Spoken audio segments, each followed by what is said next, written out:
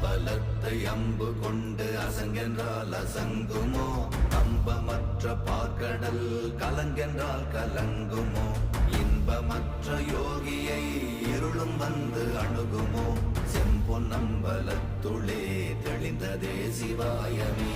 ஓம் நமச்சிவாய ஓம் ஓம் நமச்சிவாய ஓம் நமச்சிவாய ஓம் ஓம் நமச்சிவாய ஓம் நமச்சிவாய ஓம் ஓம் நமச்சிவாய ஓம் நமச்சிவாய ஓம் ஓம் நமச்சிவாய.